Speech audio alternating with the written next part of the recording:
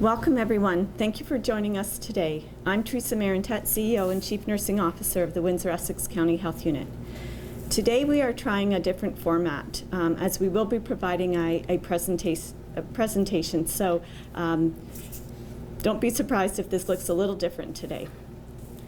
A core part of public health is the science of understanding how a disease can spread and what can be done to try and prevent it. Every morning I share with you the number of cases of COVID we have in Windsor-Essex County, Michigan, Ontario, and Canada. The numbers are important, but I don't want us to lose sight that we are talking about people.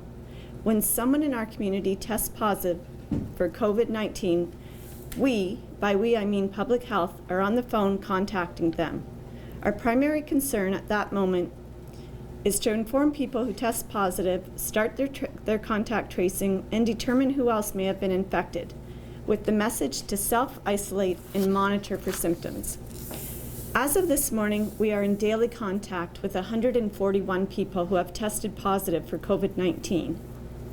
We've received criticism for not providing real-time data, but that is just not feasible given how quickly the situation changes. It takes time to collect, verify, and then report accurate information. We update our community every morning at 9 a.m. with what we know at that time. We only want to provide the community with timely, relevant, and accurate information. Today, Medical Officer of Health, Dr. Wajid Ahmed, will be providing projections. Please don't lose sight that these numbers represent the people in our community, our families, our friends, and the people we care about. I will now share our daily updates. We now have 11,283 confirmed cases of COVID-19 in Canada and 2,793 cases in Ontario.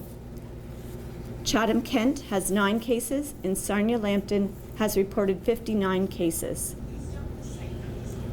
Michigan now has 10,791 cases with 2,858 cases in Detroit.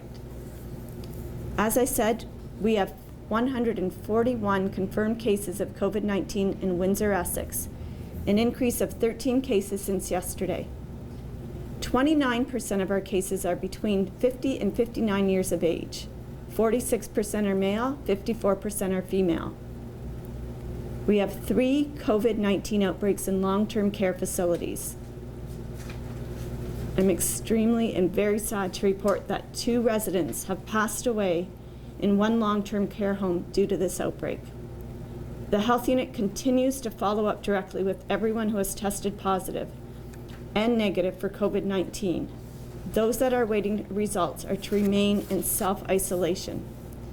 If you have tested negative for COVID-19, you must remain in self-isolation for the remainder of the 14 days. Overall, 1,334 individuals have been tested for COVID-19, and there are 218 tests pending. Testing for COVID-19 should be based on clinical assessment. Where there are shortages of testing kits, then the following groups will be prioritized: symptomatic healthcare workers and staff who work in healthcare facilities, symptomatic residents and staff in long-term care homes, hospitalized patients admitted with respiratory symptoms, symptomatic members of remote, isolated, rural, and Indigenous communities, and symptomatic travelers identified at a point of entry to Canada. Please continue to visit wechu.org for the most current information and case counts. Many of our frequently asked questions are posted on our website. If you are feeling unwell and need to seek health assessment for COVID-19, complete the online self-assessment tool available at ontario.ca or contact Telehealth Ontario or call your primary care provider for a phone assessment or a virtual assessment. They will guide you for next steps, including contacting public health or attending an assessment center. Please note that we will resume these teleconferences on Monday, and we'll have media releases on the weekend, but not the live stream. I will now turn it over to Dr. Wajid Ahmed, our Medical Officer of Health, for further updates regarding COVID-19.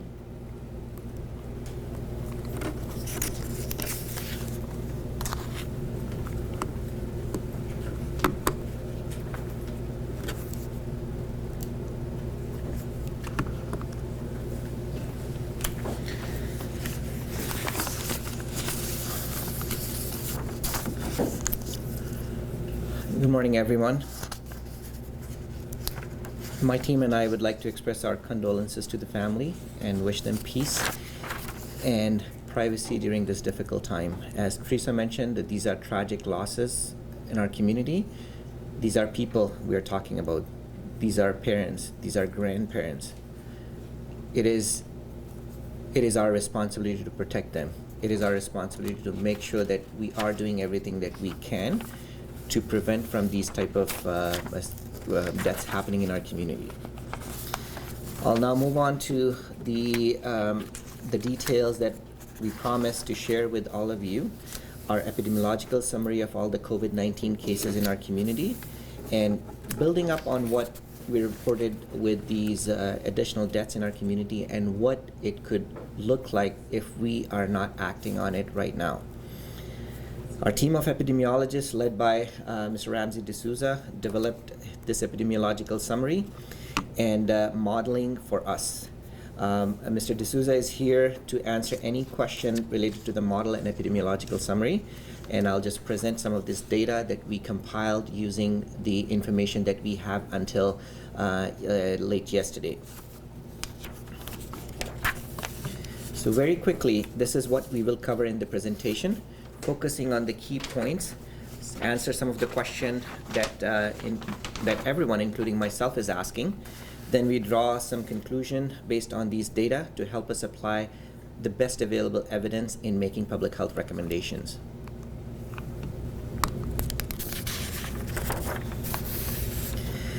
The epidemic curve, or epi curve, it basically helps us assess the progression, help us assess to see the progression of the disease, whether we are talking about it in the community or in any outbreak situation.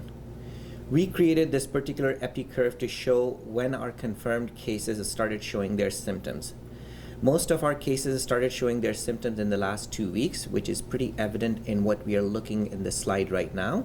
And the journey continues, and we should be providing more evidence as we collect information on the additional cases that we received today.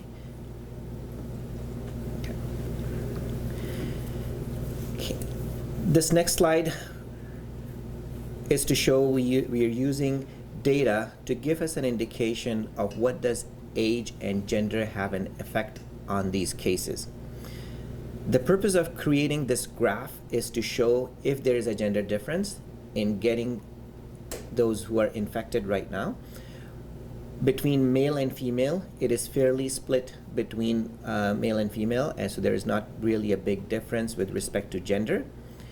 When we are looking at the age distribution to identify if there's any particular age group that is affected more than the others.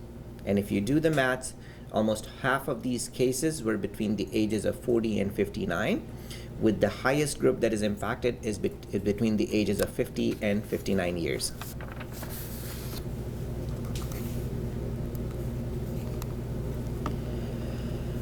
We use exposure history to identify a potential mechanism of spread of any disease. We already knew that COVID-19 is a new novel coronavirus and it did not exist here. So it has to be brought in from outside. The data that we are looking at right now, it shows more than half of the cases were due to travel. Close to 20% of these cases were a contact of a confirmed case. That is why we talk about self-isolation, even with your family members, and to avoid infecting them. At least 1/4 of these cases, or close to 28% of these cases, did not report any travel history or do not recall coming in close contact with a COVID-19 case, and we can assume that these cases are acquired in the community, hence the term community transmission we are using. We heard some of our residents raising concerns that we are only testing who travel, but we can see clearly that we are testing those individuals who did not travel, but those testing were done based on the clinical assessment. It is very important to note that not everyone needs to be tested, but there will be some who will get tested based on the clinical assessment.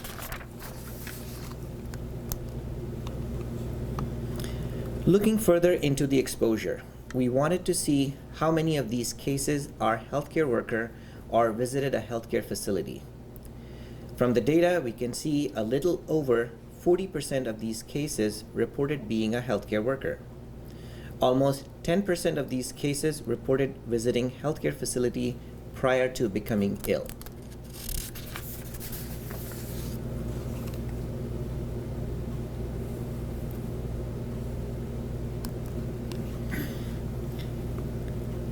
Being a border city, we understand that our residents cross the border more frequently than others.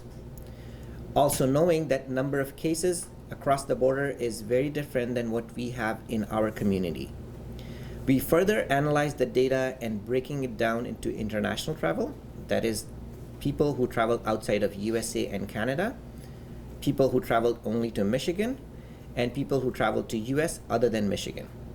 No surprises there. Among those who travel, a little over 60% of them travel to Michigan.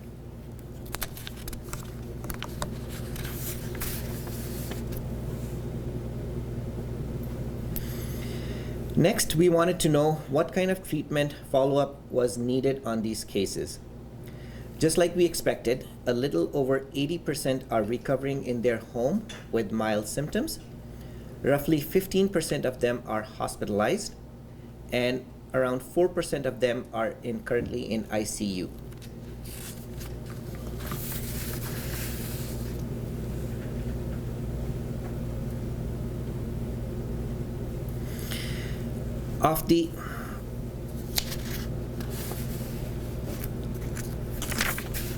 Now the biggest question what we were asking is, where are we heading? This graph shows the number of cases each day and its trajectory. If we continue to go at the current rate, by the second and third week of April, our case count could be in thousands. Not everything is as bad as it sounds. We understand that we had a huge backlog and it's currently clearing up, but it should be concerning for all of us that right now the cases are doubling fast and we must do everything to slow it down.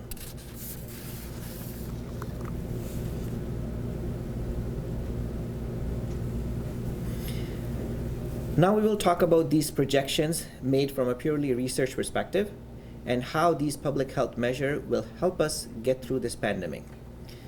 A disclaimer for this model is these are not absolute and it can change due to many factors. These are only projections. The model uses the techniques put forward by University of Toronto and University of Guelph.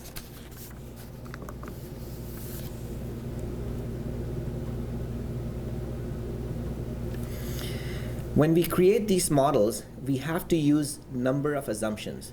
Some of these are listed here. One thing I want to draw your attention is towards the reproductive number or R0. The reproductive number R0 is an epidemiological measure that is used to determine how contagious a disease is, and in simple words, if we have a case and if no control measures are in place, how many additional cases it will create.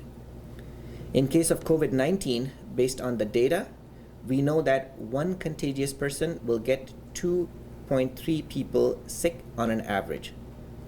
Other notable assumptions in this model is length of stay in the hospital is set at 10 days for those who do not need an ICU.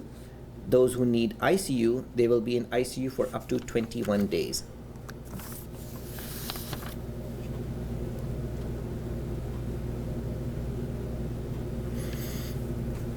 The model is showing projection occurring over a 2-year period to understand not only the immediate impact of COVID-19 in our community, but also exploring the long-term impact as well.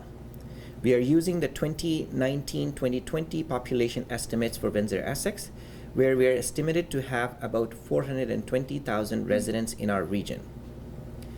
We use the Canadian Community Health Survey to account for chronic diseases, chronic condition that makes people more vulnerable for severe outcomes of COVID-19, such as being in the ICU and potentially dying.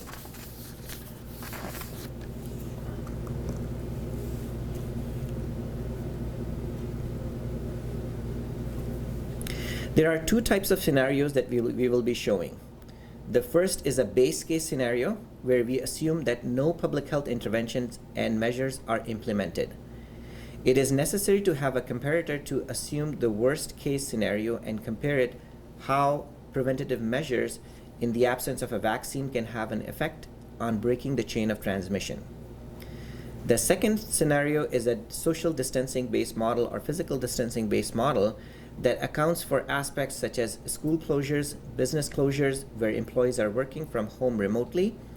Additionally, all of our social distancing scenario assumes 100% compliance by residents, which is hard to control for in real life scenario. We have to stress that these models assumes that everyone is following the public health measure in its absolute entirety, but we know that this is not the case. Also, the social distancing and physical distancing scenario does not account for our unique case of being a border city with certain limitation.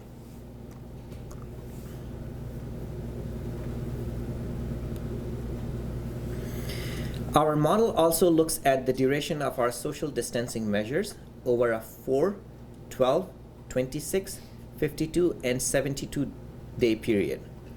This allows us to understand the impact of our social distancing measure and what threshold works best to reduce the spread of COVID-19 in Windsor-Essex. There is another durational interval of using 28 days. Here, the presumption is linked to how well the ICU is handling the capacity of cases. If we are below 50% capacity in the ICU, then social distancing measures are restricted, and once we are at over 50%, social distancing measures are in place for 28-day period before they are eased.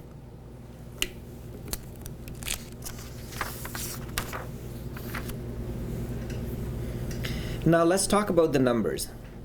On your left-hand column, it shows base case, meaning that there are no measures in place, and if we look closely, our new case counts will increase every day, and we will see a peak 4,000 cases in one day by day 100, or in approximately 3 months. The cumulative case count for entire duration will be in excess of 200,000 cases in our community. The model assumes that nobody is getting reinfected with COVID-19. On your right-hand side, it shows the physical distancing measures implemented by everyone and the number of days these measures are in place. When we are putting these measures for only 4 days, we will flatten the curve only a little bit and delay the onset of these cases only a little bit. If we increase the duration of these measures for 12 days, we make some progress by delaying the peak, allowing the time for the healthcare system to be ready. But the real difference we start to see when we have these measures put in place for more than a month, and real flattening effect after at least 2 to 3 months of strict physical distancing. Let me reiterate, the model assumes that everyone is strictly following the physical distancing measures, but we know in reality that doesn't happen. We can see the impact, why it is important for everyone to follow it. When everyone is following it, we will flatten the curve immediately, and all of this will be over soon. This is in everyone's best interest to flatten the curve as soon as we can.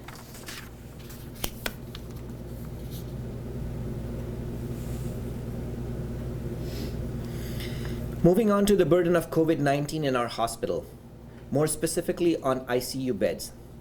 According to Windsor Regional Hospital, they currently have 83 beds, and the model showed this black line identifying the capacity at ICU. Nothing different on the left-hand side. It uses the same scenario when there are no measures in place.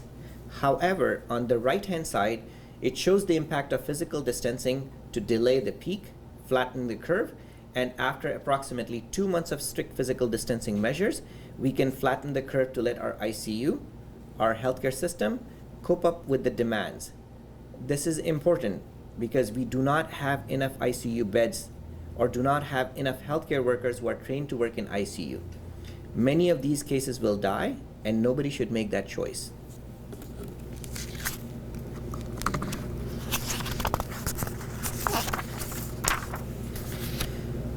Now, this is the most scary slide for me. On the left-hand side, you will see the number of cumulative deaths in our community, and we can expect to see at least 4,000 deaths by day 200 in our community.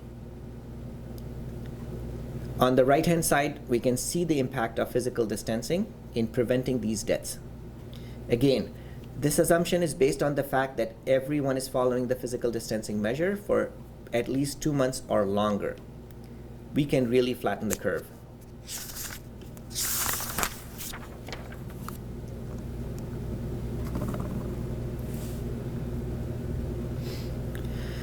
This is the final summary slide based on all the models that I've presented. Graph on the left-hand side shows the total cases. We can expect to see more than 200,000 cases in our community if no action is taken. But if strict physical distancing measures are in place, it will reduce that number by 95%. Bottom left-hand side, cases requiring hospitalization. We can see more than 20,000 admissions in our community if no action is taken. But if strict physical distancing measures are in place, it will reduce the number by 96%. Graph on the top right-hand side, cases with mild moderate infection, more than 60,000 cases, but with strict physical distancing, we can see a 95% reduction in these cases. And also from the number of deaths, more than 4,000 deaths if we do not do anything, and we can bring it down and to change that number by 96% if strict physical distancing measures are in place. These numbers should give us a sobering thought. What is at stake and why every levels of government, every public health department, the entire healthcare system is concerned about. We all have a responsibility to our friends, family, neighbors, and community to practice physical distancing so that we can save lives. We can flatten the curve. We give an opportunity to our healthcare system to address the growing epidemic of COVID-19. We have to keep in mind that some of these physical distancing measures, like school closures, were in place prior to our first case. So we have a head start, and let's use that to our advantage. We are learning from many jurisdictions. Let's use this to our advantage and continue to practice social distancing to help everyone in our community.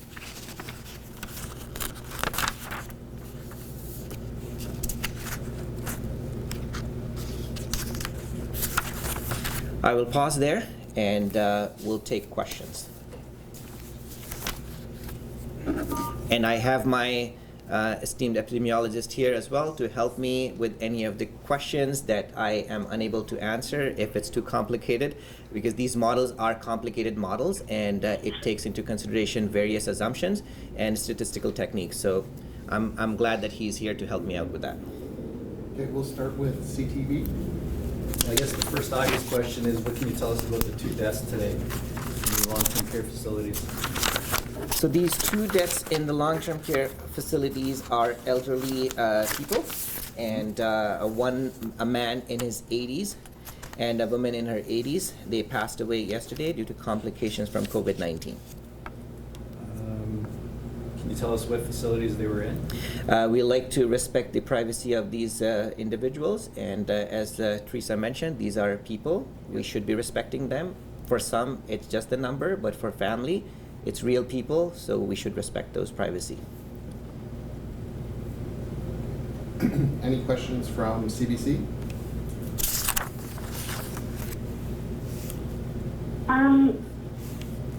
Yes, so I'm processing all of those numbers. I guess I'm wondering if there's any indication that as a community, we're already doing a certain amount to flatten the curve. Is there anything that you can say about that? If the measures that we have in place so far are working, or if it's just too soon to tell? I would say it's too soon to tell. We have these measures in place. We are seeing some these cases that are coming in. Some of them are a result of a backlog that was there. But in the next week, we expect to have more data to suggest where these numbers are heading. And I do just want to ask one more question about the 2 deaths in the long-term care home. I know you can't say which home that's in, but now that we've had 2 deaths, are you able to say, of the new numbers, of the total numbers, how many are residents in long-term care homes with the positive cases?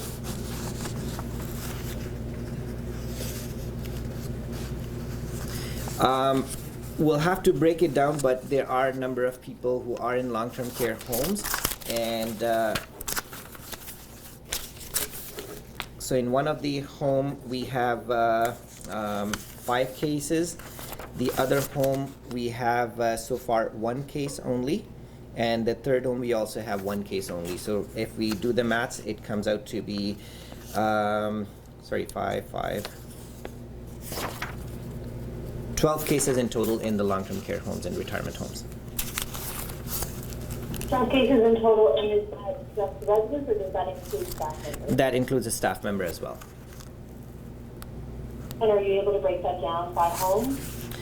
As in for which location? And let's not just go there, because as I said, the numbers are numbers. It really doesn't make a difference. These homes are in outbreak. They are doing everything that they should to prevent this from spreading. So from our perspective, or from a public health perspective, it is important to know these homes are in outbreak and the measures are in place. The numbers at this point, it doesn't matter that much as long as we have all these control measures in place. Can I follow up on that one? Okay, thank you. Is it contained to the 3, or are we talking, okay, it's gotten to other ones now, the 12? So we have 3 confirmed outbreaks, but every time we are seeing any symptoms, we investigate, and if more homes will be added, we will let everyone know. Okay, just, did they pass away in the homes, or were they in ICU? Our understanding is they passed in the home. In the homes, Yeah. okay. Any questions from Windsorite? The model of 4,000 deaths in Windsor-Essex, is that a model based on if we had not done any social distancing or closed any businesses, or is that the projection currently? That's the projection if no public health measures are in place. And again, these models are based on certain assumptions, and the opportunity to learn from other jurisdictions, the opportunity to see how many of these individuals, when they are sick, end up in ICU, and how many have died in other places. So we use all of that information to predict if we apply the same situation here in our community with no measures in place. This is what we are looking at. And you mentioned that 96% reduction. Are we close to that level? Again, it's too early to say anything at this point that how effective these measures are, but we know this model, when we're talking about a 96% reduction, is based on strict physical distancing, when everyone is following strict physical distancing. In reality, that doesn't happen that much. So the truth lies somewhere close to that. And but it would be too early to say at this point that how much of a change that we will make. I like to see that we go all the way down to 96% change, but this is yet to be seen right now. Any questions from the Windsor Star? Dr. Ahmed, I'm sorry if you could just clarify for my purposes. The 2 deaths at long-term care centers, so the total number of Windsor-Essex deaths due to COVID-19 is now 3 people? And that is correct. And in terms of the projections of the second last slide for cumulative deaths in the area, and is that without any kind of measures or without any kind of mitigations? So if you're looking at the left-hand side of the graph, it is showing the base case scenario, which we can expect to see if there are no measures in place. On the right-hand side, what you're looking at is the measures of a strict physical distancing are in place, and then it also break it down to how long these measures have to be in place to show an impact in delaying the peak and flattening the curve. And all of these measures, you would see it has to be in place at least for 2 months or longer to see the impact in our community. And that figure, that 4,000 deaths, that's realistic here?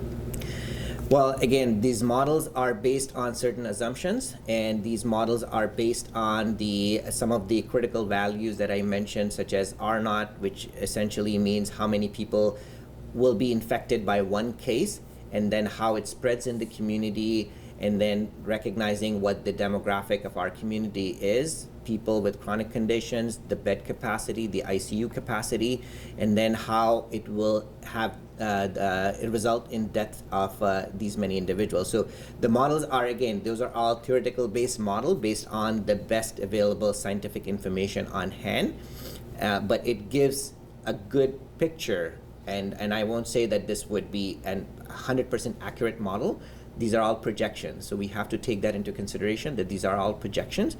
But if you look at Italy, if you look at China, if you look at Spain, you can see that there are these deaths are real, but also every country is reacting differently. The death rate in Spain is very different than what it was in China versus what it is in Germany, what's in South Korea. So there are some of those regional variation.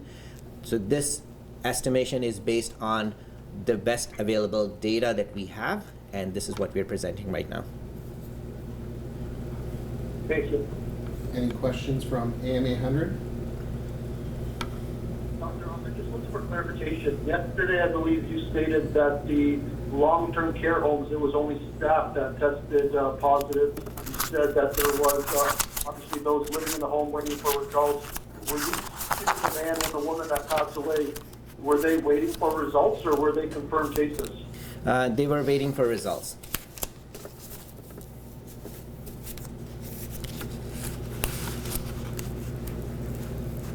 So they were both waiting for results. So in the long-term care homes right now, I'm not sure if you can get into this, how many residents are still waiting for results? There are a few who are waiting for results, but there are protocols in place in terms of how we make that determination. Once it's out there, the likelihood of other residents having COVID is high. Based on our protocol, we test up to 4 individuals if they are symptomatic. But then recognizing that if they are close contacts, the likelihood of someone who is in close contact of those individuals would be very high. And we are still waiting for some of the results from these residents at this moment, and others. We are also monitoring the other long-term care homes as well. Thank you. Any questions from Blackbird? Yeah, based on your modeling, when you're looking at the 2 to 3 months that you're talking in place for us to see a complete flattening of the curve, is that based on if I come to the point of our first case, because we got out ahead of this, did we see a shorter time frame, or do you think this we're looking at the 2 to 3 months for these measures? So I think this is still too early to determine what it means, and I think we will just have to wait and see how these measures will come into play. As I mentioned, that we had a head start. We had our school closures and some of those measures put in place ahead of many of the other cases. But we also have to factor in our cases and our proximity to to Michigan, and our travel to Michigan. So it's, again, these are all based on assumptions, but it's still too early to say what it would look like as we move forward.